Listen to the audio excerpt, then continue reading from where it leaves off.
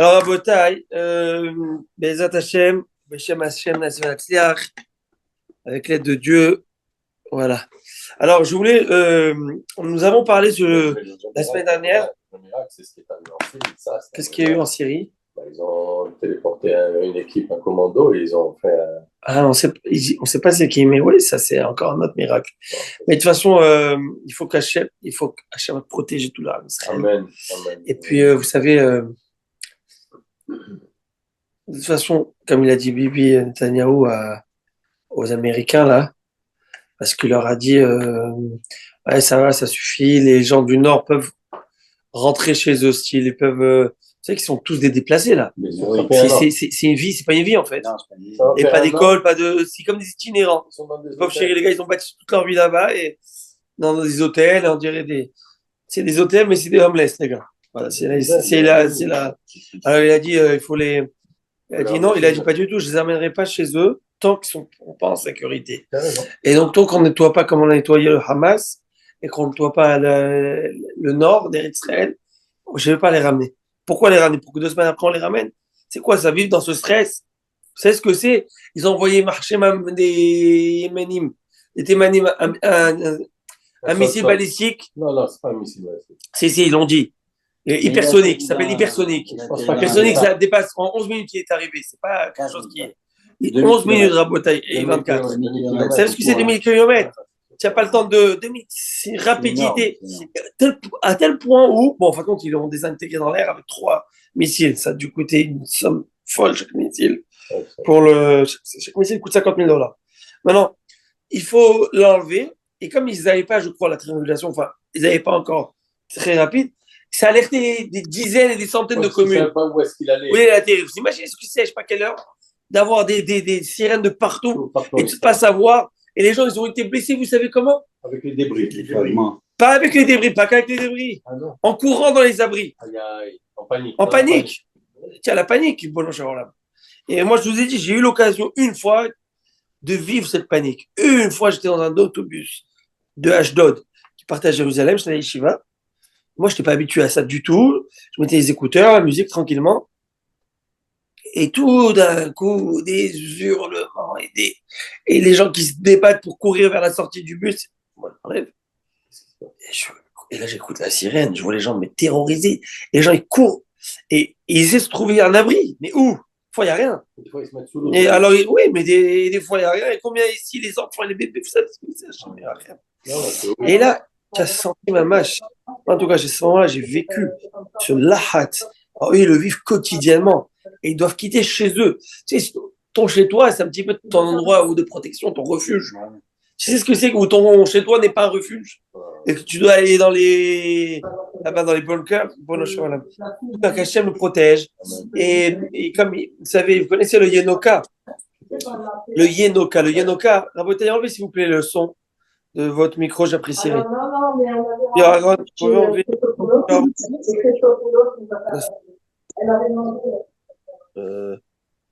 Parce que ça faisait plus de... Voilà, alors ce que je disais, alors ce que je disais, c'est on a commencé 2 minutes plus tôt. Et on va faire, ils sont trop à l'heure, ces gens. Shalom. Ça va, David? Ça va. Alors, Rabotai, et alors, vous connaissez Haiski, il s'appelle Chizkiyahu, j'oublie son nom de famille, c'est un enfant handicapé. Depuis qu'il est enfant, il ne devait pas vivre. Et il a 14-15 ans aujourd'hui. Et il est trop cute. C'est un Hassid, avec un chapeau, je peux vous montrer. Il est dans une chaise roulante. Tu vois qu'il... Comme il a un problème, il a des tuyaux, il parle avec. Bref. Et lui, il est proche du Yenoka. Le Yenoka, c'est le Rav, le jeune Rav qui a toute la Torah. Alors, il a rencontré le Yenoka. Il faut voir, chacun de ces rencontres sont filmées. Si vous comprenez ce qu'ils disent, c'est trop cute. Qui c'est qui dit? Les deux qui parlent. Qui se parlent. Et lui, il parle, et lui, il parle. Et lui, cet enfant, il est méchazek, toujours en train de renforcer tous ceux qui le voient. Wow. Et il va à l'hôpital, il renforce. Il faut voir comment il parle avec une maturité. Je ne sais pas quel âge il a, la vérité. Il a avec une maturité qui est impressionnante. Il dit, Kvodarav, comment être méchazek l'homme Israël? Alors, il faut voir. Alors, à un moment, ils discutent.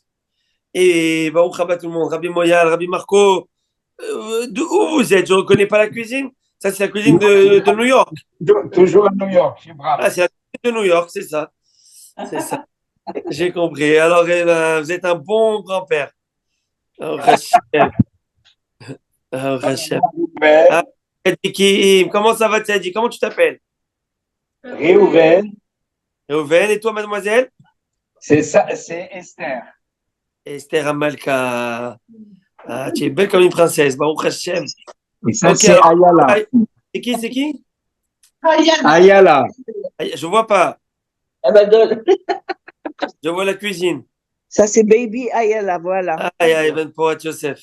Ben Porat Yosef. Merci. Ok, Dieu vous les protège. Alors, en tout cas, alors là-bas, le jeune, le jeune, il parle avec le Rav. Il dit, Rav, j'ai eu une discussion à l'hôpital d'un soldat. Il a perdu son bras, il a perdu ses jambes pendant la guerre à la Gaza. Et moi, je suis là en train de renforcer, en train de renforcer. Et je lui dis, c'est toi, tu es incroyable, tu es plus que moi. Il lui dit, non, c'est toi qui es plus que moi, incroyable. Il dit, il dit, non, toi, c'est plus que moi, incroyable. Pourquoi? Parce que toi, jusqu'à 28 ans, tu vivais normalement et tout d'un coup, du jour au lendemain, tu n'as plus accès à quoi que ce soit. Tu ne peux plus bouger, tu ne peux plus danser, tu ne peux plus rien faire. Et lui, le seul il dit, non, toi, tu es incroyable, parce que toi, tu n'as jamais eu ce temps-là, que moi, au moins, j'ai pu au moins jusqu'à 30 ans avoir. Et il lui dit, alors il dit comme ça au Rabbi, il dit, Rabbi, qu'a raison de nous deux? Il dit comme ça au Rabbi Enoka. Alors Enoka, il dit, dis-moi, toi, qu'est-ce que tu penses? Il dit, moi, la vérité, ce que je pense, je lui ai dit, nous deux, on a raison. Chacun selon sa perception. Moi, selon ma perception, je pense que lui, il a raison. Et que lui, selon sa perception, il pense que moi, j'ai raison. Mais Béhémet, alors j'ai adoré ce qu'il quand il parlait, il m'a donné du raison que je pleurais hier soir. Et il disait comme ça, il disait, c'est avec le rabbi, j'oublie ce rabbi, où cette femme, elle s'est plainte de ses soucis, de ses problèmes, de ses angoisses. Il a dit, Rabbi, aidez-moi, j'en peux plus. Il a dit, regarde, chacun, il a son paquet dans la vie. Regarde, tu veux changer de paquet, pas de problème, viens avec moi. Le Rabbi, il a amené la femme dans cette chambre, il a ouvert cette chambre, il a montré des paquets d'angoisse et de soucis ici. Et voici, il a dit, oh, celui-là, Esther, pas du tout, je veux pas y toucher. Et les enfants qui décèdent, et sinon, on met de l'autre côté. Et prends un autre paquet, problème de Parnassa, une misère, mais enlève-moi ça. Il reste un autre paquet, il dit, bon, celui-là, je vais essayer celui-là. Il dit, celui-là, c'est le tien. Il dit, ce paquet que tu as eu, c'est le tien. Hachem donne à chacun son paquet, ce qu'il peut. Il faut voir, et l'enfant qui raconte ça, il dit, donc moi je pense que chacun il a son paquet. Et si Dieu m'a donné ça, c'est parce que moi je peux, et je les force. En tout cas, alors il a dit, Kvod Arav, donnez-moi un message à transmettre, que transmettre aux Juifs quand je vais les renforcer. Donc l'enfant, il dit ça au Rav. Et le Rav lui dit, qu'est-ce que tu penses qu'il faudrait dire? Dis-moi, je pense qu'il faudrait dire. C'était une conversation d'hier avant-hier, de quelques jours. Alors il dit, moi je pense qu'il faudrait dire, avant le Rosh Chodesh Elul. Et pourquoi c'est avant Rosh Chodesh Elul? Parce que les Bachorim de la Yeshiva, durant les vacances, il y a ce qu'on appelle Ben Azbanim. Avant le mois de Elul, c'est les vacances dans les Yeshivot. Depuis Tisha B'Av jusqu'à Rosh Chodesh Elul.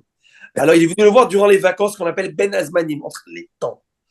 Et il était le voir. Il a dit, j'étais vous voir maintenant, Kvod Arav, et pas avant, parce que je sais que ça vous aurait fait beaucoup de peine si je quitte le Beth Midrash pour venir vous voir. Alors maintenant que c'est les vacances, je me permets de venir vous voir.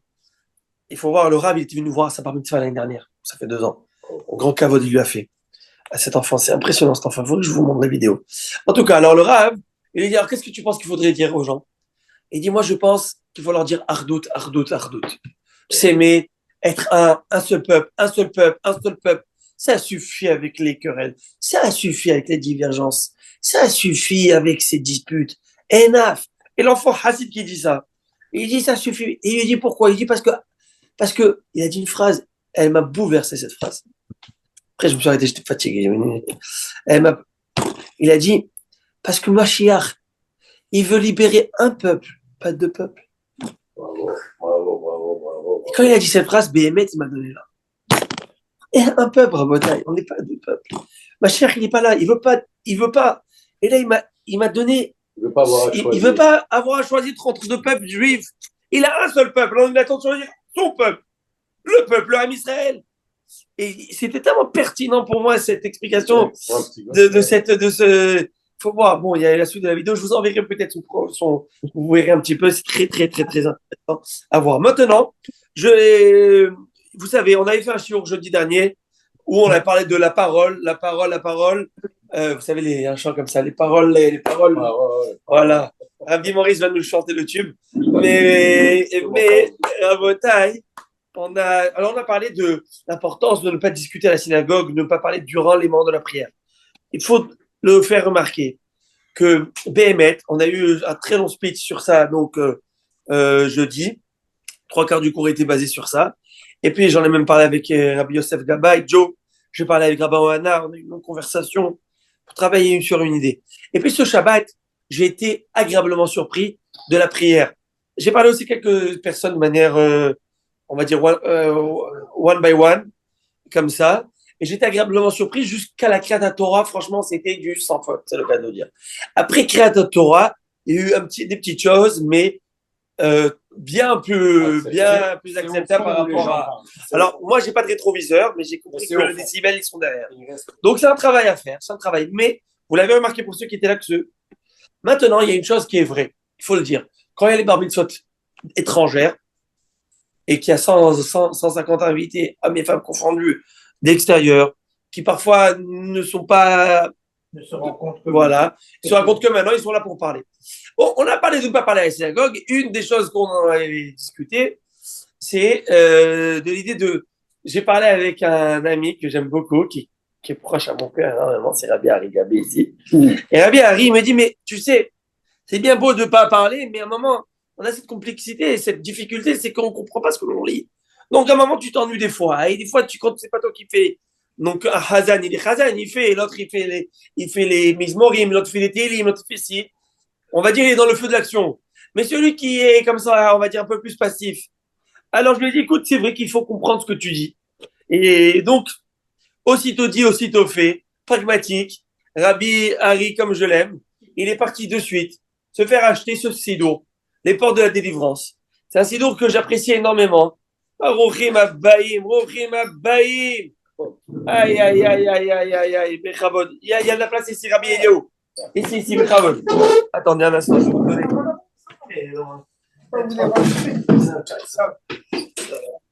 Alors, Rabotai, il y a. Venez ici, je vous en prie pour Eliaou. Tiens, pas là, super. Ah, Zakouvarou. Rabbi Marco. Et traduit aussi. Non, mais là, je vais vous montrer la particularité de ce livre. Et Rabbi Marco, il faut casser les murs là. Hein, parce que c'est plus possible. Entre le cours du lundi et jeudi, on complique. Dans le mercredi, je ne sais pas comment on va faire. On va le faire dans la salle de cocktail. La salle de cocktail. On va installer l'écran là-bas. Alors, regardez. Porte de la délivrance. Bon, ça, c'est l'édition classe. Ils sont un petit peu moins classe, mais c'est la même chose dedans. Ça, c'est l'édition classe. Elle est belle parce que pour un homme classe, il faut l'édition. Alors maintenant, vous avez ici le sido. Vous avez les prix du sido. Tu vois combien. Non, c'est pas les prix, ça c'est les pages. Non, mais dans l'édition plus simple, il y a les prix ici. Voilà, ça c'est à vaut ici à peu près Ils ont tous des bouquets. $60. Ok, hein? Ils ont tous les oui, il y a des sets. Ça coûte beaucoup moins cher en Europe. Mais là, ça va, c'est aussi bien, ça vaut la prix. Le livre de la délivrance. Et là, un livre de prix. vous avez ici, mot pour mot. Mais un mot pour mot que tu lis en français. À l'envers, je donne un exemple. Modé Annie, je suis reconnaissant, les fanéras devant toi, mais les Kayab. Alors, je pense pas que tu vas faire toutes les prières, tu vas tout lire en français. Il y a des commentaires. Mais, ouais, déjà les commentaires sont géniaux, mais ce qui est génial au-delà de tout ça, c'est sa traduction. Et je pense que, on va dire par prière, le Shabbat, tu dis, c'est quoi ce Shabbat? Je vais prendre 2 ou 3 mises morts que je vais me concentrer. Ou dans la Hamida, je vais prendre cette semaine 3 ou 4, cette prière 3 ou 4 bénédictions où je vais me concentrer avec mon français pour savoir de quoi on parle. Et puis après, à force, 3, après un autre 3, tu verras que facilement tu auras ton sido dans la main. Et ce qui est génial avec ça, c'est vraiment mot pour mot. Et moi, je vous ai dit, moi, je suis hébraïsant. Donc, je comprends la majorité de ce que je lis. D'accord? J'essaye. Et puis, mais quand tu lis, moi, ma langue maternelle, c'est le français. Tu as étudié les chivot, même tu es à la maison, tu es pétri avec l'hébreu. Mais langue maternelle, c'est le français. Donc, c'est le français. Donc, je disais que le Shabbat dernier, j'étais comme ça. Et puis, j'étais en train de faire le Birkat Amazon sur ça. Mais moi, j'ai plein de Zmirot de Shabbat, tout ça, Ok, des fois, il faut faire le tri. Ouais, et puis, mais j'aime bien prendre tout sinon. Alors, pour la Birkat, je suis comme ça, Baruch Ata Hashem. Et la vérité, c'est que quand on connaît les choses des fois par cœur, on a du mal à lire dans les mots. C'est une épreuve, entre guillemets, de lire dans les mots. Parce que quand tu connais par cœur, eh ben, tu traces, disons. Mais j'ai essayé, je me suis dit, écoute, c'est avant Rosh Hashanah, je ne vais pas faire un petit travail sur moi. Je dis, il faut faire un travail sur moi. Je vais faire un travail sur moi. Donc, je me suis installé et j'ai dit, je fais mon birkat comme il faut. Donc, j'ai fait Baruch Ata Hashem et j'étais en train de lire. Tu sais, je lisais comme ça. Ça m'a tellement touché. Tu sais, quand j'ai dit ce Shabbat, j'ai dit à Kadosh Baruch Hu, toi qui nourris tout le monde avec ta bonté, avec ta bienveillance, avec ton abondance, grande et grande miséricorde, il donne du pain. Et moi, je voyais les halot, je voyais ça. Et j'ai dit, Hachem, j'ai pas de mots pour te remercier pour cette bracha que tu me donnes. J'ai de quoi nourrir mes enfants, j'ai de quoi nourrir mon épouse, j'ai de quoi et ben, tout d'un coup, j'ai une émotion qui m'est venue. Et je pense que le fait est que tu lis en français, tout de suite, tu as ça. Donc, vraiment, je vous invite à l'acheter. Il est très, très, très bien fait. Il est complet. Il a même, si je ne m'abuse à ça, je ne suis pas sûr, mais il a même sur le Shir HaShirim. Voilà. Le Shir HaShirim, ça, c'est génial. Alors, le Shir HaShirim, vous savez, Shir HaShirim, le gars, il chante avec la voix de la Castafiore, enfin, il pense. Et puis, je parle pour moi. Hein. Et puis, mais là, au moins, ça permet aussi de comprendre. Tu vois, c'est génial. Donc, tu suis, tu comprends. Donc, je vous invite, j'ai pas d'action dessus, ni de commission dessus. Je sais pas, Rabbi Harry, où tu l'as acheté? On me l'a offert D&D. D&D, mais je m'as dit que Bouzaglo, je crois que l'avait vu là-bas aussi. Chez Monsieur Bouzaglo. Donc, je vous invite vraiment à la voir et à l'acquérir. Voilà pourquoi, ça au moins, on pourrait faire une prière avec, et peut-être, pourquoi pas, la synagogue pourrait en acheter quelques-uns. Je pourrais demander, pourrais voir avec le CA. Rabbi Marco. Bah oui, pourquoi pas. Monsieur le rabbin. Une vingtaine qui voudraient prier et qui voudraient prier. Vous savez quoi mieux encore? Celui qui, ce Shabbat, on va faire quelque chose qui est assez boum, je sais pas, on est en train de voir. Ceux qui s'engagent à ne pas parler pendant la prière, moi, PMet, je pourrais leur offrir de ma poche ce sidour avec la contribution de la synagogue et vous dédier cassé ce sidour. Tu te dis au moins, tu sais que c'est moi, c'est mon sidour que je vais prier avec. Il est avec moi, il est en face. Vous pouvez déjà commander 300-400. Hein? 300-400, bon, je peux faire, on appelle ça, les faillites perso. Bon, en tout cas, alors à Botaï, maintenant je vais étudier avec vous un peu de Torah. Si vous permettez, là j'y vais dans la Gemara, on rentre dans la Gemara brute. Là c'est de la Gemara, ok? C'est la Gemara que j'adore. J'ai été chercher ce livre chez Emmanuel Amar pour vous faciliter le suite de la Gemara, qu'on va faire un texte, on va voir. Et donc voilà, on essaye de vous préparer les. Est-ce que quelqu'un aurait un stylo? Même si c'est pas mon blanc, ça va. Ouais, merci beaucoup. Généralement, les bons blancs, ils les ont jamais dans la poche. Non, il n'y a pas les blancs, c'est vrai ça. Ils disent pas qu'ils l'ont. Ok, ça va, c'est pas grave. Alors après. Monsieur le rabbin, quel Noussar, le Sidour Farad? En plus, ça se détache. Quoi? Non, mais ça, c'est séparate. Il veut savoir quest c'est le c'est nos séfarades, mais ça passe partout. C'est parce que le sphare, il est pareil que le séfarade. Il est pareil que dans séfarade. Le sphare, il est le plus proche. Le sphare, c'est chassidim, hein. Il est le plus proche que nous, les sfaradim, que les ashkenazim. Si vous allez. Exactement. Ok, Rabotai, alors maintenant on y va. Daf Lamed Bet, page 32. Là, on va casser la baraque, on y va. Agmara nous dit comme ça. Nous avons étudié deux thèmes. Le thème des Bikurim, le thème de Maaser Sheni. Non, Vidouille Maaser. Bikurim, Vidouille Maaser. Vous êtes avec moi, Rabotai? Ça va pour vous? D'accord, dans la rue. Nous avons, dans la parashat Kitavo, Rabbi Eliaou, de quoi commence parashat Kitavo? Vaya Kitavo et l'Aretz. Quand vous arrivez en Eretz Israël, vous devrez amener les bikurim, les prémices. Donc, j'avais expliqué comment ça marchait les prémices. Depuis Shavuot jusqu'à maximum, le max c'est Hanouka. on amenait les bikurim. Donc, habituellement, c'est pendant les fêtes de pèlerinage, Shavuot ou Sukkot, on va tous ensemble, on faisait quelques familles se regrouper ensemble et on fait le voyage ensemble avec des taureaux qui portaient devant les affaires, les taureaux avec les cornes en or. On mettait en or, il faut voir, c'est décoré, il faut voir, avec des olives, des branches d'olives. Hein? Ils allaient sacrifier ces taureaux. Non, ils allaient amener ces fruits au Beth Amikdash pour remercier Dieu. Et puis après, il y avait aussi le Vidouille Maaser. Vidouille Maaser, c'est dire à 4e année Pessah, à Kadosh Baruch Hu, on a liquidé tous les Maaser. C'est quoi Maaser? Tout ce qui était. Tout ce qui est Dim. Dim, pour. J'ai donné au Lévi, j'ai donné au Kohen. Très bien. Enfin, cette semaine, c'est qu'on l'étudie. Vous avez vu comment ça. On dirait qu'elle nous suit. La paracha. Alors, qu'est-ce qui se passe? J'ai pas fait exprès, je vous l'assure. Alors, qu'est-ce qui se passe? La Gemara dit, on avait étudié un thème qu'on va reprendre ce soir. Tous avec moi, on est Daf Lamed Bet 32, folio B, au milieu de la page.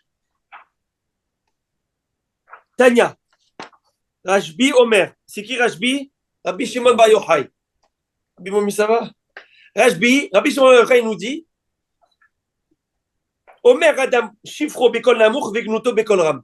L'homme doit dire ses louanges à voix basse et ses plaintes. Comment on a dit ça? À voix basse. Des choses, ok? À voix, hein? À voix haute. Qu'est-ce que j'ai dit? On devrait dire à voix haute. Alors comme ça. Quand tu louanges Dieu, non?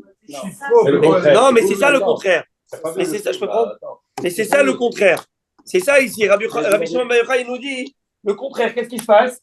Il nous dit tu dois parler les compliments à voix basse et tout ce qui n'est pas compliment, qui est contraire et plus péjoratif, disons, à voix haute. D'où on l'apprend? On l'apprend des bikurim. Les bikurim, c'est écrit que tu dis quoi dans les bikurim? Tu dois raconter l'historique. Comment on est arrivé en Eretz Israël? Tu dis Arami, Oved, Avi. Vous savez ce qu'on dit dans la Haggadah de Pessah? Arami, Oved, Avi, c'est dans la paracha cette semaine. Tu dis, nous étions de Aram. Et il y a Arami d'Araméen. Et il y en avait un, Zrob, qui voulait nous tuer. C'est qui? Lavan. C'est notre grand-père. Et puis après, on était en Égypte. Et après, et Dieu nous a fait sortir. Donc, tout ça, on voit qu'on peut le faire à voix basse. C'est pas écrit dans le Torah qu'il faut le dire à voix haute. Donc, on voit, non, excusez-moi, ça, on voit qu'il faut le faire à voix haute. À voix haute. Maintenant, on retrouve qu'au contraire, Biarti à Kodesh Minabayit, j'ai fait ce que tu m'as demandé, j'ai fait ce que tu m'as. On voit que tu le fais à voix basse. Ça, c'est le vidouille Maaser. C'est peut-être par un abat aussi. Alors, c'est bizarre. C'est contre-inductif. Pourquoi ça? La Gemara tout de suite a dit. La Gemara a dit. Mais alors on est là. Là, Rabbi Yochanan Mishum Rashbi. Mais Rabbi Yochanan nous a enseigné. La Gemara a dit mais c'est pas possible de dire une chose pareille. Quelque chose qui ne marche pas dans l'explication que tu donnes. C'est mal exprimé, en tout cas, ou c'est mal compris. On a dit pourquoi c'est mal compris. Parce que tu vois bien que Rabbi Yochanan lui-même a dit au nom de Rabbi Yochanan, de Rabbi Shimon Bar Yochai, un autre enseignement. Mais pneumatiknut fila belahash. Pourquoi les Chachamim ont demandé que la Hamida, la prière, soit faite à voix basse? For which reason? Pour quelle raison? Kedei shelo levayesh tov ve'avera. Pour ne pas faire honte à ceux qui ont fait des averot. Et maintenant, ils sont en train de se confesser à Dieu. Ils parlent à Dieu. Hachem, j'ai fait ci, Hachem, j'ai fait ça. Le gars, il écoute tout ce qu'il dit. C'est honteux. Donc, c'est ça qu'ils ont dit, fais à voix basse. Donc, tu vois que la Torah et les Chachamim font très attention à la dignité de la personne. Comment Rabbi Shimon Bar Yochai nous dit, dans le premier passage que nous avons vu, que tu dis tes louanges à voix basse et que tu dis ce qui ne va pas à voix haute. C'est contradictoire. Vous voyez ce que je veux dire ou pas? C'est Mathiel. Oui. Pardon. Mais la Hamida aussi, elle est répétée. Et tu vas dire, tu dis dans le schéma Kolenu. Oui, Rabbi Mordechai. Oui, la Hamida, après, elle est répétée à haute voix. Oui, mais là, elle est répétée de manière brute. Oui, d'accord, le Hazan, mais elle est répétée à haute voix quand même. Oui, c'est vrai, mais il n'y a pas de confession perso dedans. C'est pour toute Ah, ok. Mais elle est la même chose. Oui, mais sauf que Rabbi Mordechai, je vous ai bien dit, le dernier jour, que dans la Hamida, tu te dois de rajouter des choses qu'il faut rajouter. Si tu veux rajouter quelque chose, je ne sais pas, moi, tu as fait une affaire et tu veux que ça passe, cette affaire. Tu as quelque chose, la santé. Exact. Tu dis à Dieu dans Refaenu, À la fin, tu vois dans le Patach aussi, c'est écrit. Ah ouais. Tu peux demander Yiraton Exact. Oui, il y a un arrêt avec oui, exact. Hachem. Donne-moi la bonne santé, s'il te plaît. Donne-moi pour mes enfants, un Kadosh Baruch Hu. Dans Shema Kolenu, tu peux parler à Dieu. Donc, toute la Hamida. Bref, même avant que l'Amida soit écrite en tant que telle. Voilà, je vais aller mieux encore. Avant même que l'Amida soit écrite en tant que telle comme on l'a aujourd'hui. Tu vois bien que Chana, on apprend de Chana, elle faisait sa prière à voix basse. Pourquoi? Cette idée-là, Rahamim m'apprennent d'ici pour pas faire honte à celui qui doit confesser des choses. Gagner la dignité de cette personne, vous voyez? Donc, comment toi, Rabbi Shimon Bar Yochai, tu me dis une chose et son contraire? Tu me dis, l'homme dit ses louanges à voix basse, et ce qui est moins élogieux, tu le dis à voix haute, et de l'autre côté, tu dis que la Mida, ça marche pas. Ça marche pas. Est-ce que Shema Kolenu est dans la Mida de Shabbat? Bien sûr que non. Shabbat. Non. Mais tu peux quand même parler à Dieu. Mais comment ça se fait qu'elle n'est pas? Très bonne question. Parce que les Chachamim, ils ont résumé toutes les bénédictions du Shabbat à 7 bénédictions. Et parce que la Hamida, elle a une structure claire. 3 premières, qui est Magan Abraham, Mechayam Etim Atakadosh, et les 3 dernières. 3 dernières, c'est quoi? C'est Retse, Vatabiracha Mecharabim, Amachazir, Shechinato Letion, Modim qui se termine, Atov Shimcha Ulchana et Leodot, Sim Shalom. Ça, c'est la structure, la tête et la fin. Maintenant, au centre, il y a toutes les autres Berachot. Les Chachamim m'ont demandé de faire une Beracha le Shabbat pour résumer, pour faire moins lourd. Parce que Shabbat, il y a beaucoup de choses, il y a les Soudot Shabbat, il y a tout ça, que ça soit plus léger. Mais ça, c'est une chose. À part ça, c'est que le Shabbat, Chachamim disent, on ne demande pas de demande personnelle le Shabbat. Il n'y a pas de demande personnelle le Shabbat, c'est demande collective et non pas personnelle. Parce que aussi les Hamidot rappellent quoi? Les sacrifices, n'est-ce pas? Et les sacrifices publics. Ouais. Maintenant, on peut amener un sacrifice personnel, mais pas le Shabbat. Parce que le Shabbat, on fait un sacrifice que public et pas privé. Donc, il n'y a pas de... Mais à moins que vraiment, il y a des cas extrêmes de Refouach Lema qu'on n'a pas le choix de faire. On le fait, le Shabbat. OK? On le fait. Maintenant, j'arrive à mon explication de la Gemara. La Gemara a dit, il faut comprendre différemment les choses. La Gemara a dit, déjà, d'où on sait que la Torah fait tellement attention à la dignité des personnes, de ne pas leur faire honte, même si le gars c'est un ripou, c'est un pourri. Faire attention à la dignité de la personne. Alors, Sha'are lo hilakakatu makom ben hatat leola. Car la Torah n'a pas fait de distinction entre l'endroit de l'offrande hatat, qu'un fauteur apporte, et de celui de la hola. J'explique. Il y a plusieurs formes de korbanot. Il y a korban hola, un holocauste, et il y a hatat expiatoire. Il y a des holocaustes qui sont amenés de manière la générosité du cœur.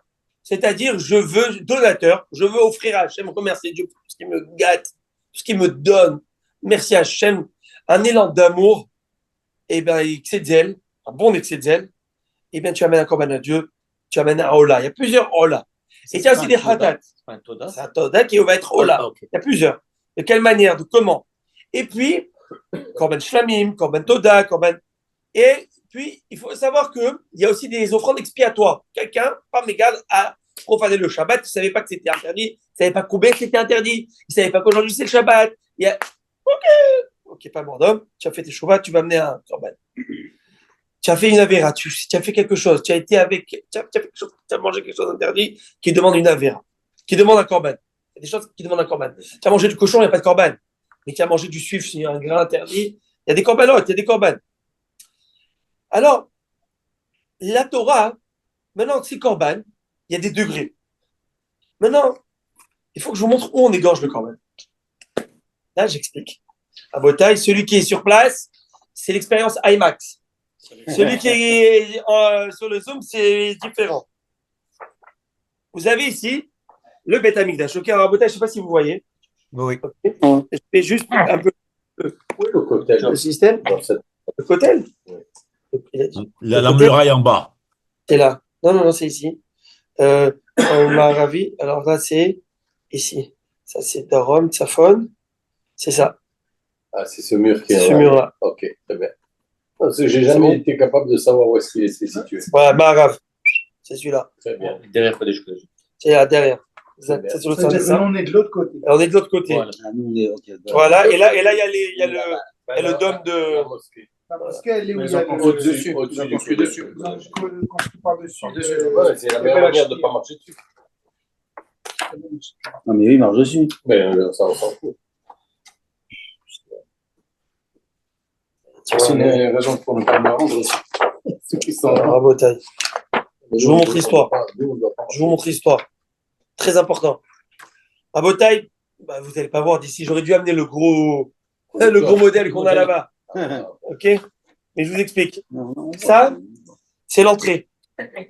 Alors, je ne sais pas s'ils voient ici. Je le mets. Ça, vous voyez ça ici?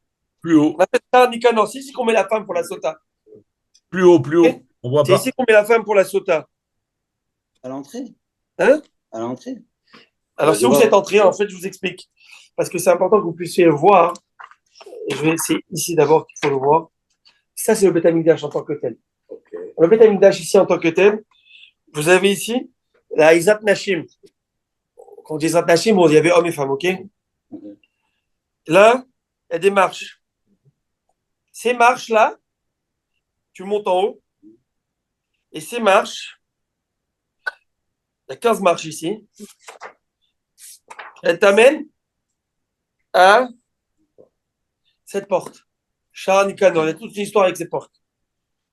Maintenant, tu ouvres ces portes, tu tombes à ça, à l'hôtel, le Misbéach. Ici, il n'y a que les Kohanim qui peuvent rentrer. Ah, déjà. Ouais, c'est fini. C'est grec, Nicanor.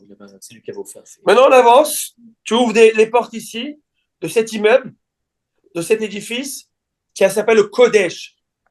C'est le Echal, le sanctuaire. Dedans, il y a la menorah, il y a le table des pains pour proposition, et après, dedans, il y a un rideau, et ici, au bout, il y a le Saint des Saints, où il n'y a que le Kohen Gadol qui rentre. Yom Juste, Kippour. il y a Yom le- Kippour. il y a le Martha de Ketorah. Alors, venez, alors maintenant, je vous montre. Ça, c'est beaucoup plus gros. C'est l'espace de, je vous ai montré où il n'y a que les Kohanim qui rentrent. Maintenant, un type, il amène son korban, et il s'appuie sur le korban, il faut le savoir. Il fait ce qu'on appelle smicha. Il s'appuie fortement sur la tête du korban et il pleure à ce moment-là. Et il fait tout, il fait bidouille, il pleure. Le Kohen prend, donc où je suis moi, je m'en perds les. Voilà, alors il est là, donc il vient d'ici. Et là, vous remarquerez, là, vous voyez pas en petit, il y a plein de boucles. Il y a des boucles à terre. C'est pour mettre à terre l'animal et l'égorger. Pour pas qu'il bouge. Maintenant, cette Hazara, à cet endroit, qu'on appelle la Hazara, il a un espace. Il y a le sud, l'ouest, l'est et le nord. Ça s'appelle le nord. On est au nord. Le nord, c'est l'endroit le plus kadosh, le plus élevé pour faire les corbanotes. Les corbanotes les plus sacrés, c'est là-bas qu'on les égorge. Et ça va être là-bas qu'on va asperger leur sang sur les parois du Misbéach. Rappelez-vous, Kodesh Kodashim, c'est où c'est où l'endroit, vous savez, on fait ça tous les matins avant le Hodou. C'est où l'endroit où on égorge les Evachim, les corbanotes. Kodesh Kodashim, les saints des saints, c'est-à-dire les plus sacrés en Kobaton, Shritatan, Batafon. On les égorge dans le nord. Donc c'est dans le nord. Vous êtes avec moi? Très bien. Maintenant, la Torah, elle a demandé que le Hola, l'Holocauste ou le sacrifice expiatoire, ça soit dans ce coin-ci qui soit égorgé. Pourquoi la Torah n'a pas fait de différence, n'a fait dans le même endroit? Pour pas que les gens, pour pas faire honte au type qui a amené le korban. Tu sais pas s'il est en train de faire un Hola ou il est en train de faire expier de la faute qu'il a fait à Hachem et à Rachem hier. Vous avez compris? Donc d'ici, Rabbi Chachamim nous apprend, ici Rabbi Shimon Bar Yochai nous apprend. Tu sais pourquoi les Chachamim ont institué la tefila à voix basse? Ils l'ont appris de la Torah qu'il faut garder la dignité de la personne. Parce que même lorsqu'elle amène son korban, la Torah va exiger qu'on égorge au même endroit. Pourquoi? Pour pas faire honte à ce type. On dira, ça part comme ça, va savoir ce qu'il a fait. Oh. Tu vois, tu t'imagines ou pas, Chouma? Oui. Alors, on tourne ou pas? On avance? Oui. Alors, la Gemara dit, Lotema Genuto, tu m'as pas compris. On parle pas de dire à voix haute ton déshonneur. C'est ça, c'est pas ça qu'il faut dire, jamais. Et là, Matsearo, mais il faut plutôt dire son malheur. C'est quoi ton malheur? C'est tes soucis. Tu as des soucis, dis-les, afin que les gens puissent prier pour toi, que les gens puissent t'aider. Vous voyez ce que je veux dire ou pas? Rachid, il dit, la Gemara, il dit, comme on retrouve Kedetania, comment on le trouve dans une Beraïta, un enseignement intéressant. Tame, tame, ikra. Et le Metzora criera, tame, tame. De quoi on parle? Une personne qui a été frappée de tsarat, de lèpre, ok? Et de atame. Et c'est écrit que lui, quand il marche, le pasteur qui dit, va tsarwa chéri au boanega, et le lépreux qui aura eu la lèpre, begadavi ou perumim, on devra couper ses vêtements. Bref, sa famille il devra laisser se pousser comme un deuil. Un endeuil ses cheveux. Tame, tame, ikra. Et tame, comment on dit tame? Impur, il criera. Impur. Il faut que quand il doit passer, il doit dire je suis impur. À haute voix, que les gens s'écartent de lui, parce qu'il est impur, il ne peut pas toucher. Qui part dans un endroit. Pourquoi dire ça à haut? Non, il dit ça pour que les gens, guys, priez pour moi, qu'Hachem m'envoie la réfoua. Donc, tu vois, on apprend ici que lorsque quelqu'un est dans une détresse et qu'il a besoin de s'en sortir, qu'il le dise. C'est ça qu'au début, vous avez remarqué que quand quelqu'un est, il ne veut pas dire au début quand il est malade. Voilà. Parce que, pour pas que, shalom, mais quand ça commence à dire, qu'il le dit et tout, pour que tout le monde prie pour lui. J'ai remarqué ou pas? Oui. Donc, il faut que, Tsarich Lodi à Tsaharo l'Arabim, il doit faire savoir au public son malheur. Pourquoi? Verabim, afin que le public implore la miséricorde céleste pour lui. Et tout homme qui a subi un malheur doit le faire savoir au public. Verabim, comprenez? Non, je veux pas. Dis pour que les gens soient là à t'aider. Et bien, là, on parle du côté spirituel. Donc, maintenant, venons, on remet ça à l'idée qu'on a parlé tout à l'heure. Dans les Bikurim, on rappelle, dans les Bikurim, on rappelle les malheurs. Quel malheur? Laval a voulu nous tuer, Baruch Hashem, Dieu nous en a sorti. Paro a voulu nous tuer, on s'en est sorti. Hamas a voulu nous tuer et on s'en est sorti. Iran, ils ici, on s'en est sorti. Machek nous a amené. Amen. Ok, vous avez compris, bon, je vous ai fait rapide, Hachem. Ok, c'est bon, c'est clair l'histoire? Donc, on a compris comment. Maintenant, Goufa, la Gemara, dès qu'elle dit Goufa, c'est quoi Goufa? C'est-à-dire, elle reprend un texte qu'on a dit auparavant. Fin de citation. Maintenant, on a terminé. On a appris le cours dernier, d'où on sait que plusieurs de ces textes qu'on avait étudiés, ils doivent être dit à voix basse ou à voix haute. Après, on avait étudié. Très bien. Maintenant, on a terminé fin de citation. Et maintenant, on reprend. Dès que la Gemara dit Goufa, ça veut dire on revient sur une citation qui a été dite avant. Au passage, elle a été dite. Et là, on veut vraiment en faire un sujet. On veut l'approfondir. Donc là, Gemara dit Goufa.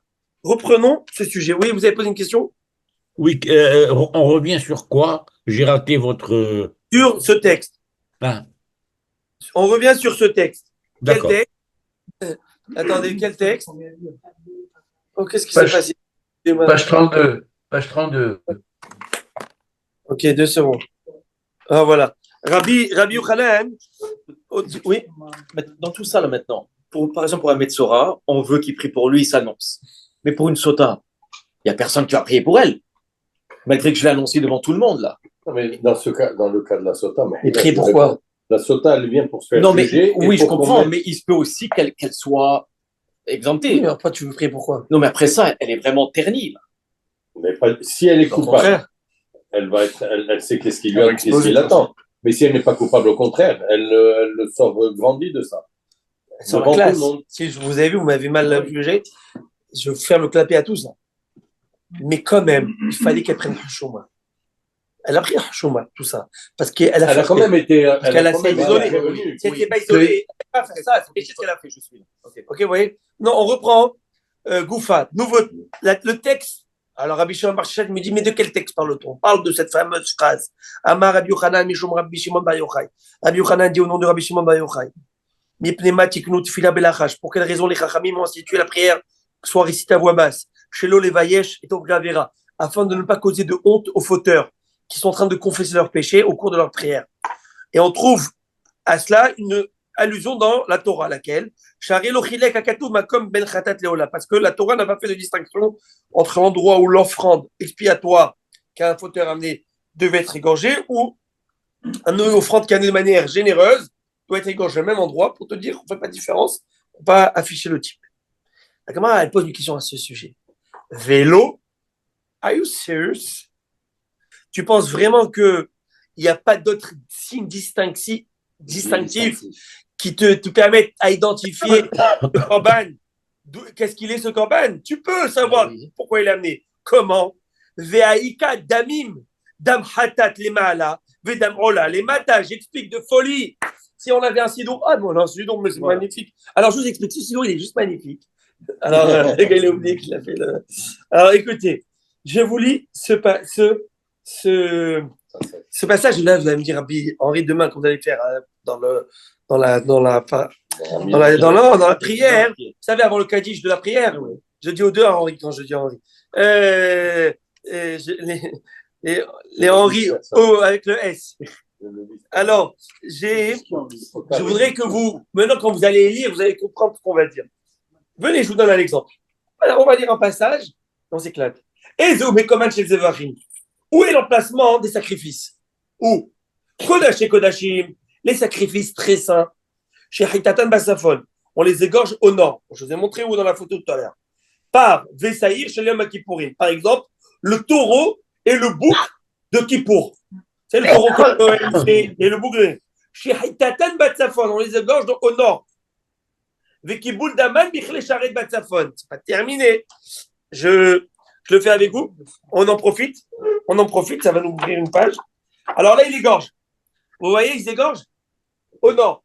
Là, vous voyez le Kohanim qui est en train d'égorger ou pas? On voit bien oui, vous voyez les boucles? La bataille, voilà, c'est ici la photo. Ouais. Alors maintenant, il a égorgé. Qu'est-ce qu'il fait? Il est avec une cuillère. Pas une cuillère, c'est un verre. Un verre qui tient sur une cuillère, comme une cuillère, comme ça.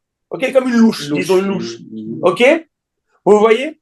Et là, il fait ce qu'on appelle tout de suite, il fait ce qu'on appelle Kiboul Daman. Dès qu'il y a le premier jet de sang qui sort, il y a le sang qui sort, il récupère ce sang qui gîte.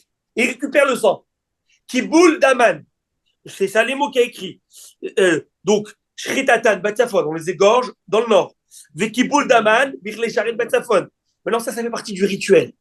Le Kabbalat Adam. De prendre réception du sang. Tu réceptionnes le sang, tu fais une mitzvah. Donc, tu le prends dans les ustensiles de service dans le nord. Vous ne perdez pas le nord, là? Vous êtes avec moi? Vedaman taoun azaya, alben abadim, valaparochet, valmisber hazav. Bon, je saute, parce que je ne veux pas faire ça.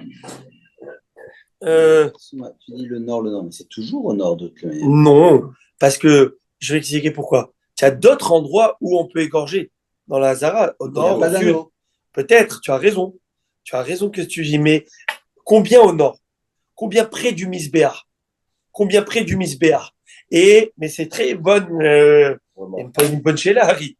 Harry, il a été carbure, c'est bon ça. Harry me dit, mais attends, tu fous de moi ou quoi? Mais des anneaux, il y en a qu'ici. Tu veux égorger où sinon? Pose une très bonne question. Réponse, c'est exactement ce que la Torah te dit. Je n'ai pas fait de différence. Je vous ai tous mis à égorger là-bas pour pas faire de différence. Alors tout le monde égorge. Voilà. Pourquoi c'est du bécon dans ton hasard? C'est pas une bonne question. Et voilà. Parce que le réponse, c'est faux. C'est faux. Réponse, c'est faux. Mais quand Ben Pessah, il n'y a pas assez de place. La shrita, elle se fait où tu veux dans la Hazara. Si on a les boucles, on a les boucles. Ça, c'est un endroit. Mais quand il n'y a pas d'espace, il y a trop. Tu l'attrapes, boum, tu mets un coup de. Vous avez déjà vu? Donc voilà. Donc c'est l'endroit. Les boucles ne seront pas obligées. Tu as raison. Il y en a seront pas obligées ces boucles-là. Et ensuite, il y a des crochets. Non, parce que normalement, ils sont là. Normalement, les boucles, ils sont ici. Ce qu'on appelle les loulaots, ils sont ici. Tu les vois, ils sont vraiment bien à la Hazara. Mais tu as raison qu'on pourrait faire dans toute la Hazara. Si c'est pris. Tu fais la queue comme tout le monde. Hein. Tu vois, s'il y a. Elle raconte qu'une fois, fait ça. Il y avait. Il y avait 1 200 000 reins. Ça veut dire 600 000 agneaux égorgés. Ça veut dire 600 000 agneaux égorgés dans une journée. En quelques heures, bien sûr, parce que c'est pas écrit dans le passage qui dit Israël ben Arbaï. C'est en quelques heures. Ils avaient le sang partout. C'est incroyable. C'est incroyable. Tu sais ce que c'est? Non, il y avait ça partait. Où ça partait? Maintenant, question, Rabbi. C'est moi à la maison. Ça partait dans les. Il y avait des sorties. Eh oui. Question. Pourquoi reprendre le sang? Pour quelle raison? Ah, alors Rabbi et Shalom, ils demandent pour quelle raison. On prend le sang. Ça fait partie de la Avoda. La Avoda est très importante. Il faut que je vous explique quelque chose. C'est bien parce qu'on parle de ça, je suis content qu'on en parle. Parce que maintenant, ça va ouvrir beaucoup d'horizons. Tu égorges. Ça, c'est clair. Là, tu peux pas avoir le sang sans égorger. Mais Bémet, pour égorger, tout le monde pourrait égorger. On pourrait pas rentrer là-bas. Mais s'il y avait lieu d'égorger dans Bechoma comme Shema Hazara, on aurait pu égorger partout. Pas besoin de t'asseoir un Cohen pour égorger. Même avec Israël. Mais, ouais, il aurait pu. Mais non, c'est le Cohen qui le fait. D'accord? Le Cohen, il égorge. Après, il met cabé le sang. Il faut prendre de sang. Pourquoi prendre de sang? Parce que le sang doit être aspergé sur le misbéach. Veshahatu oto. Ayer et Hamisbéach. Safona. Ils l'égorgeront sur le côté du misbéach, côté nord. Vezarku bene Aaron akohanim et Abdam. Et les Bnei Israël vont être, les Bnei Aaron et les Kohanim vont jeter, asperger ce sang sur le misbéach. Ça s'appelle Zrikat Adam. Kabbalat Adam, réception du sang. Zrikat Adam, aspersion du sang. Si l'aspersion du sang n'a pas été faite, le korban n'a pas été accepté. C'est l'un des principaux services qui se fait durant le korban. Et après, il va y avoir la combustion du sacrifice. Mais est-ce qu'après, il y a un nettoyage qui se fait? S'il n'y a pas eu aspersion? Est-ce qu'après, il y a un nettoyage qui se fait pour éliminer tout ce sang? Ou ça disparaît tout seul? Ça part. Ça part. Donc on a aspergé, ça. Il y a des Il y a des miracles. Il y a des miracles. Il y a des miracles. Et mieux encore, un Cohen qui était sale, vous ne pouvez pas faire un korban. Il fallait être propre. Alors comment il se change à chaque fois? Mais Rabbi Malkiel, ça veut dire quoi? Le sang, il disparaissait? Il partait. Il y avait des conduits. Mais le Cohen, il a plein de Il avait les épaules larges. Non, il avait les conduits là. Oui. Ça fait toute une bouche là. Imagine un peu le sang qu'il a. Non, mais attendez, le rideau, c'est pas.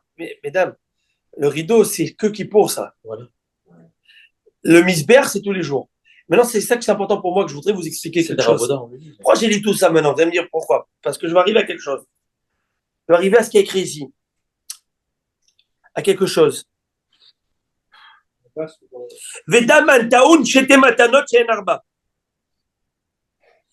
Par exemple, un korban, et leur sang nécessite 2 aspersions qui forment 4.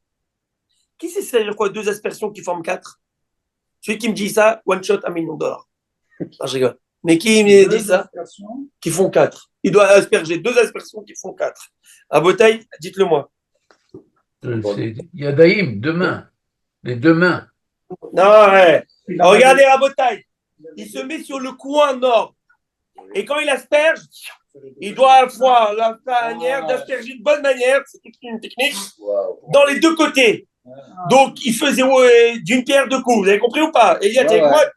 T'es avec moi, Elia, ou pas? Elia, t'es avec moi ou pas? J'arrive à faire ça ou pas? D'une pierre 2 coups? Dans le golf, tu fais ça. Une pierre 2 coups. Maintenant, il faut parfois faire les 2 côtés. Donc, à l'arba keranot. Donc, ça veut dire quoi? Taïm, Shehen, arba. Si tu fais 2 fois, tu fais les 2 angles de chaque côté, ça te fait les 4 parois. Maintenant, pourquoi je dis tout ça? C'est que la Gemara nous dit, ici, attends, le hatat et le aula, ils sont distinguables. Comment? Très simple. Comment distinguables? La Mishnah nous dit, le hatat, ça, j'ai amené tout ce livre pour vous amener ça. Tout ce livre, c'était pour vous amener ça. Pour vous amener Ah, là, il est plus beau. Là, il est joli, non? Est-ce que vous le voyez là? Oui. Grand format. Qu'est-ce que vous remarquez? Il faut avoir de bons yeux. C'est qu'il y a un fil rouge ici. Pas celui que vous achetez au côté à 5 shekels. Le fil rouge ici. Vous voyez au milieu là? Le misbéach, il faisait 10 amot. 5 mètres. Le misbéach, l'autel sacré. L'autel sacré faisait 10 amot. De la base de hauteur. C'est 5 mètres. ça qui fait, il qu'il fallait avoir la pente là, ok?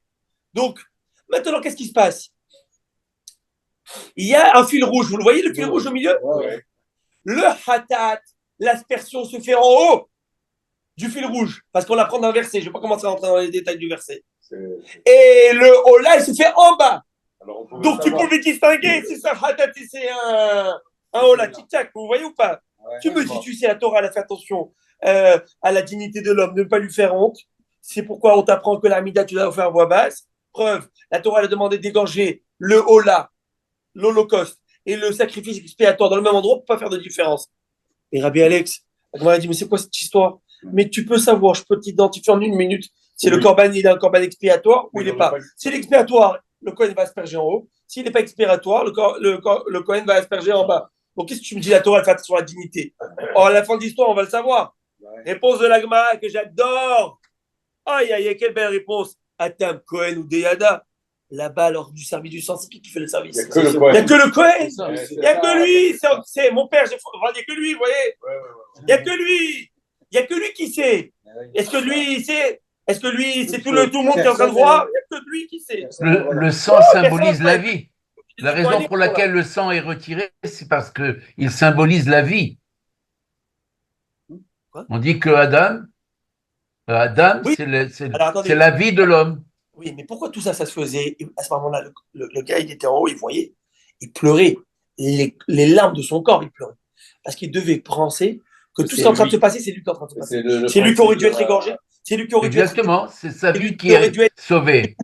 C'est lui qui aurait dû être sur le misbéach. Et tu sais, quand tu vis ça, alors, il te reste une larme dans ton corps. Ça, c'est une vraie tchoua. Quoi? C'est ça le misbéach. Non, mais là où ils vont le brûler, c'est là. Alors, vous savez quoi? On se fait un petit équipe, juste une petite parenthèse maintenant, parce qu'on est dedans. Si déjà on est rentré dans le Beth Amikdash, chose qui n'est pas permise habituellement, bien on fait un petit tour. Ok? Alors, on fait un petit tour dans le Beth Amikdash. Regardez. C'est le principe de la capara. C'est le symbole de l'alliance entre Hachem et Israël. Ouais. Le sang. Bon, il faut faire. Oui. C'était l'accent que j'allais poser, mais on ne l'asperge pas. Ouais. Et on ne réceptionne pas le premier. Non, mais au contraire. Non, mais au contraire. Ouh là là, je tiens. Non, Rabotai, je tiens à faire une remarque très importante. Les caparottes que nous faisons, c'est juste une image qui a des années-lumière de notre corban. Si quelqu'un pense que c'est un corban, il fait un grand péché. Je le dis. Si quelqu'un pense que c'est un corban, il fait un grand péché. Il vaut mieux que prendre 2 poules pour le péché de ce qu'il a pensé. Ouais, vous avez compris ce que je veux dire? Parce que c'est péché de penser qu'il y a des sacrifices dans ce temps-ci. On ne peut pas dire sûr. Par exemple, mieux encore, Rabbi et Aaron, tu vas acheter la viande pour Pessah à Eden, ou tu veux, whatever. Tu ne peux pas dire j'achète le Pessah. J'achète la viande, tu peux pas dire j'achète la viande de Pessah. Parce que le Pessah, tu donnes l'impression que c'est de l'agneau pascal. Et tu donnes l'impression que tu es en train de faire un corban alors qu'on n'a pas de tamidash. Tu dis j'achète la viande de Yom Tov, de la fête. Pour te dire combien c'est grave de croire que c'est un corban. C'est juste une idée, c'est une image. On dit comme elle va mourir, si moi j'aurais dû mourir, qu'elle aille à ma place. C'est tout ça l'histoire. Mais pas. Alors maintenant, je voulais quand même vous montrer quelque chose, si vous permettez. C'est important pour moi de le lire avec vous. Ah, ok, on y va. Est-ce qu'on peut le faire ensemble? Oui. Je lis. Kratot Atibour, les sacrifices expiatoires de la communauté, Ve'ayachid ou du particulier. Elouel, les voici. Kratot Atibour, expiatoire de la communauté qui viennent des deniers de la communauté, on appelle ça du contribuable. C'est Yeri Rashi Chodashim et Shemoadot. Rosh Chodesh, c'est un korban. Le fameux Moussaf qu'on fait de Rosh Chodesh. Bam! Ça s'appelle Korban Hatat. Shel Moadot, il y a aussi des fêtes. Moussaf des fêtes. Chez Hitatan Batsafon, on les égorge dans le nord. Vekibul Daman, Bichecharel Batsafon, on réceptionne le sang au nord, dans le nord. Vedaman Taoun, Arba Matanot, Al Arba Keranot. Et leur sang mérite une aspersion matanot. C'est quoi matanot? Rappelez-vous matanot. Matanot, c'est je donne, je mets, j'asperge. C'est ce que Moshe Rabbeinu a fait pour le peuple d'Israël. Matanot, elle demande 4 aspersions à l'arba kéranot sur 4 côtés. Ouais. 4 points. Comment? Comment tu fais ça? Explique-moi. À l'arba kevesh, tu montes dans le kevesh, tu montes ici dans la pente, dans la rampe, ou pana, ou balo les keren des romites mizrachit. Tu vas le côté vers sud-est. Vous voyez ici, au milieu de la pente, là, tu vois pas bien. mais je ne sais pas si ici tu pourrais le voir, mais au milieu de la pente, il y a comme une petite bifurcation au milieu ici, vous voyez, tu peux marcher. Il y a comme un petit estrade, attention, pas tomber. Donc tu viens ici, et qu'est-ce que tu fais? Je vous lis. Il gravissait la pente et se tournait vers le pourtour, qu'on appelle le Sovev, au milieu ici, le pourtour. Ou balo, les keren des romites mizrachit. Et tu vas au coin sud-est, mizrachit, téphonite, puis nord-est, téphonite, maravite, maravite, Maravite des Lomites. puis sud-est, chez et Adam. Et ce qui te reste dans le sang, Aya Chofer, elle est sonde des romites. Tu vas jusqu'au bout, du côté sud. C'est où le sud? C'est là. Et tu vas du côté sud, il y a un petit trou ici. Vous voyez le petit trou ici? Un tout petit trou, vous ne voyez pas en photo. Et tout le reste, tu le verses dans le trou. Où tu le vois? Dans les 4 coins. Regarde les 4 coins là, il y a comme un petit tube. Ouais. C'est pour le Nissoura Yahin et Nissoura Maïn. C'est pour la libation d'eau et la libation du vin pendant son côte. Ah, on ne peut pas tout faire le chasse maintenant. Il saurait là. On y va. Tu te rappelles pas quand tu étais Cohen? Dans une autre vie. Mais vous allez voir, on va voir ça, Beth Amidash. Vous savez qu'on prie ça tous les jours. Hachem, fais-nous revoir ta shrina dans Beth Amidash. Mais je vous ai dit qu'on allait voir un petit film. Ouais. On allait se faire un petit film qu'on avait dit veille de Rosh Hashanah Kippour. On va se faire un petit film comme ça. Surtout avant Kippour. On n'est pas loin. Oh mon Dieu, ça avance vite. Bon, regardez, ok. Alors, qu'est-ce qu'il fait? Bon, bref. Donc, vous avez vu, maintenant, ça permet un petit peu plus de comprendre et de catcher l'histoire. Rabbi, je me souviens que dans Shemot, Moshe Rabbeinu asperge le peuple d'Israël avec le sang. Ça, c'est dans Parashat Mishpatim. Dans Shemot, oui. Dans Parashat Mishpatim. Ouais. Après le de la Torah, il a fait un autel sacré, il a pris ce sang, il a aspergé le peuple d'Israël avec. Ouais. Ça, c'est spécial. C'était momentané, ponctuel. À Botaï, 7 minutes, on trace. Bon, la Gemara, elle dit, et j'adore ce que la Gemara va dire. Ok, tu m'as bien eu. Tu m'as dit que quoi? Que le Cohen, c'est le seul à le savoir. Donc, on fait pas honte au type. Tu m'as eu. Mais je ne m'avoue pas vaincu. Et pourtant, il y a le fait que le khatat est une femelle, alors que le hola est un mâle. Khatat expiatoire, comme on l'a vu, il faut que ça soit une femelle. Et pour tout ce qui est au sacrifice hola, holocauste, c'est un mâle. Maintenant, ils ont les parties génitales différentes. Vous le savez, ça, oui ou non? On fait une photo. Alors, moi, elle dit, alors, comment tu fais avec ça? Tu vois bien tout de suite. Tu dis, hop, qu'est-ce que tu as ici? Rien à déclarer. Tu vois tout de suite ce qui se passe. Moi, elle dit, Atam, Mechassia Balia, tu es sérieux? Mais moi, c'est moi qui va t'avoir. Comment? Là-bas, ils ont une queue. Et donc, la queue, elle couvre le pareil génital. Qui va venir ouvrir voir? C'est qui l'imbécile qui va venir faire ça? Donc, de toute façon, c'est couvert. Et c'est couvert. Donc, il n'y a pas de gêne. Je ne sais pas si c'est un mâle ou une femelle. Non, les agneaux. Je ne sais pas si c'est un mâle ou une femelle. Je ne sais pas si c'est une agnelle ou un agneau. Ça me tient où là? C'est bon? Les agneaux, on peut pas voir? Non, tu as la queue qui est. On achète l'agneau, on mange tous le mouton, mais on ne sait pas que quoi ça allait. Ok. Mais moi, je vivais à la campagne des années, donc pas que de Saint-Luc. J'ai pas la campagne, la vraie campagne. Donc, je suis un vrai campagnard. Mais pendant la récréation, je m'amusais à aller prendre les épis de maïs et grimper sur les arbres pour les prunes et on faisait le truc là pour les agneaux. Bon, en tout cas, je vais pas rentrer dans ça. Hachem, elle passe des trucs là. Non, mais ça existait pas. De toute façon, ça existait, bien sûr. On était avec la Wi-Fi direct. C'est considéré que si tu fais honte à une personne, c'est comme si tu versais du sang. Bien sûr. Mais quel rapport là?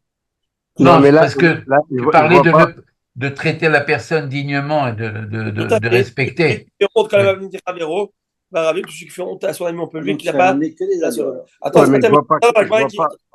dit, Tinach, mais kiffe ça. Ça va bien si le type, il a amené une brebis, un mouton. Mais il avait le droit aussi d'amener, il avait le droit d'amener un bouc, une chèvre. La chèvre, j'ai été voir dernièrement les chèvres dans la petite ferme, elle n'a pas de queue. Donc, tout de suite, il pourra voir s'il a une appareil génital homme ou mâle ou femelle. Elle dit, donc tu vois que la Torah n'a pas vraiment fait attention à la dignité de la personne. Réponse qui est magnifique, que j'adore. Mais tu n'as rien compris. Là, c'est lui qui n'est pas très futé, qui s'est choisi cet animal. Il aurait dû prendre l'autre. Tu n'es pas futé, c'est ton problème. Tu te fais honte toi-même. Te mettre dans une situation désagréable, si toi tu te mets, à toi, on a dit qu'est-ce que tu veux faire, le gars, il remarque, qu'est-ce que je le fasse. Qui se débrouille lui-même, tu comprends? Mais à toi, elle ne te met pas en situation où elle te dit, je vais te mettre mal à l'aise. Je te donne la Je te donne la possibilité de choisir. Tu veux choisir ça, choisis ça. Tu comprends? Moi, si j'étais à ta place, j'aurais pris un agneau. Discret, tranquillement.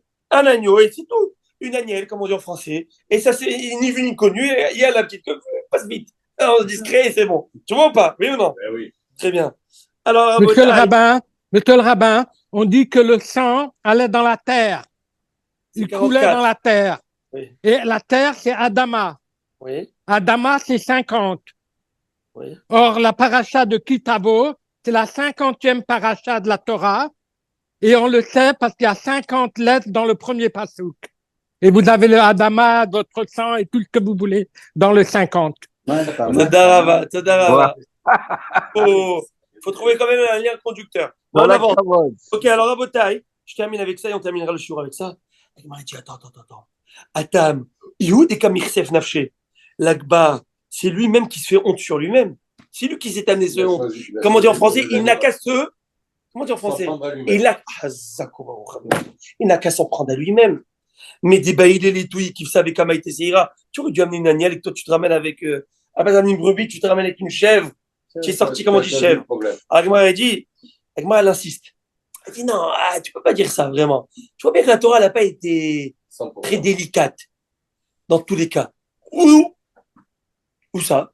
On va dire, hatat davodat kochavim, delosagé de l'afsir. Si quelqu'un, il a fait par inadvertance de l'idolâtrie, de la avodazara, là, il doit amener quoi? Là, il doit amener le seul choix unique. Il y a un choix dans la catégorie. Quand tu vas dans le catalogue, tu sais, le catalogue des choix, comme un autre, il y a une catégorie, Avodazara. Avodazara, c'est le Shemirachem. Que Dieu en préserve. Et tu as un choix dans le catalogue, c'est une chèvre. Donc, ce type-là, il n'a pas le choix que d'amener une chèvre. Il va se taper toute l'archouma du monde. Réponse d'Agmara, il faut qu'il ait l'archouma, celui-là. S'il y en a un qui doit avoir l'archouma, c'est lui. Pourquoi? Parce que c'est ça, sa capara. Parce que c'est ça, sa capara. Si tu veux que dans le monde futur, il monte clean, il faut qu'il prenne l'archouma sur terre. Ça fait partie de sa capara. Si quand quelqu'un, une fois, te fait honte devant tous, c'est pas bien ce qu'il a fait, lui, c'est compte. Mais que tu saches, toi, maintenant, il vient de te faire un. Il t'a passé un savon, comme il aurait dit. Il t'a passé un savon. Tu sais, quand il t'a passé un savon devant tous, dis merci à Hachem, c'est dur. Mais dis merci à Hachem parce que là, tu rentres clean. Vous connaissez le Tide. Vous connaissez le. Il vient te faire pressing à sec. Il vient te le faire gratuitement. Alors, il ne faut pas chercher les hontes. Comme je m'aurais dit, tu ne t'en prends qu'à toi-même, tu cherches des hontes. Fais pas l'imbécile aussi. Mais, là, ici, Agmara nous apprend une chose. Que quoi? Atam, Nikassif, Vénézil, qui écrit des Nikaperlé, là-bas, dans le cas de l'idolâtrie, étant donné qu'il s'agit d'une transgression qui est tellement grave, il faut qu'il se sente honteux encore et encore afin d'obtenir la réparation. Parce qu'il s'y pense qu'il peut s'en sortir comme ça et qu'il n'a pas été affecté vraiment. La teshuva ne va pas être vraiment ici. Et on veut qu'il soit affecté et qu'il y ait une vraie teshuva. Bon, à Botaï, j'ai eu un réel plaisir d'étudier ce daf de Gemara avec vous. Et bien, Hashem, on se retrouve jeudi. Lundi, on se retrouve avec le Rav Eli Mansour. Il y a le Rav Mansour qui donne un discours en haut. Il parle en anglais, mais il est exceptionnel. Quand je vous dis qu'il est hors norme, c'est une star. Il y a 20h30. C'est une star, public féminin, masculin. On peut tous venir. Et vraiment, c'est une star. C'est un Rav qui est très demandé aux États-Unis. Je vous invite vraiment à venir l'écouter. Bezrat Hashem. Donc, on se retrouve là, mais jeudi. Exactement, Rabbi. Qu'il ne le rate pas parce qu'on l'a eu déjà chez nous. Ah, bravo.